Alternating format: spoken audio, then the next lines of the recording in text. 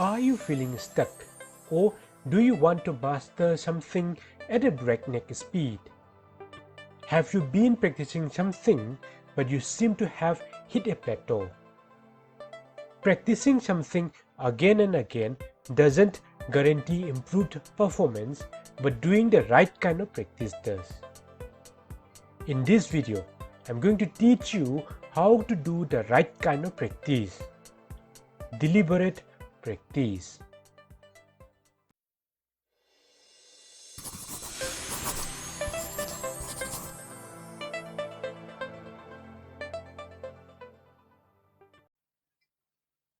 Have you ever met someone who has been practicing his or her craft for more than a decade but has never improved on it? Or have you ever noticed that you have been doing something for a long period of time but you never seem to improve on it? Doing something again and again doesn't necessarily improve your performance beyond a certain point. It only maintains your competence. So, if you want to attain mastery, you need to indulge in something called deliberate practice. Psychologist K. Anders Ericsson is the pioneer in the field of deliberate practice. Deliberate practice is different from a regular practice in a sense that deliberate practice requires you to have a set goal for the practice session that you can focus on. Let's take the example of swimming. A regular practice session will require you to jump inside the water and try to swim as fast as possible without focusing on anything specific other than practice swimming.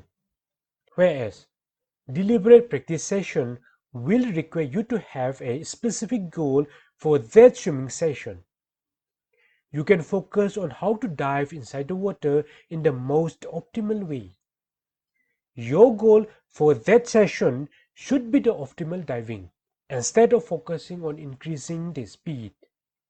Try to break down into manageable goals that you can target in each session. The next step will be observation and feedback. For this, you need to gather an in-depth knowledge of what feels like an optimal diving experience. You can hire a coach, read books, talk to some experts, or watch videos. Practice the knowledge that you gather into your diving sessions. In each practice session, instead of just diving aimlessly, focus on your movements and keep track of what went wrong and what went right. If something went wrong, try to rectify in the next dive. And if something went right, try to implement it in the subsequent dives. You set an improvement goal that is just beyond your reach and focus on it. This way, you monitor yourself and give yourself a constant feedback for each session. The goal for each session should be just beyond your comfort zone and should be targeted towards a meaningful improvement and not too far ahead of your current skill level. The next step is to take time to recover. Deliberate practice requires you to keep your focus with maximal mental or physical effort, so you can sustain it for only a short period of time. Keep your practice sessions optimal by giving yourself enough time to recover.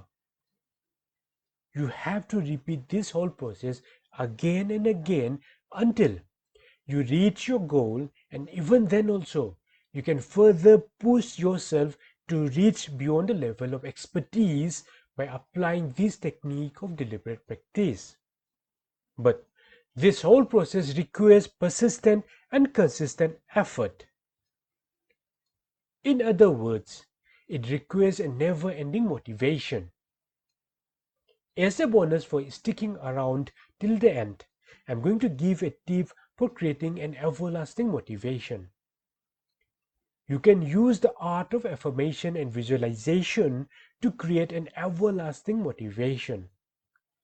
I have already created an in-depth video on how to use this technique. Click on the video on the screen and it will take you directly to that video. Make use of this concept of deliberate practice to attain a level of expertise in any field and build your legacy by becoming the greatest. If you want to build your legacy by becoming the greatest, head over to www.hyperquickbrain.com, where I will empower you to read faster and remember everything you read.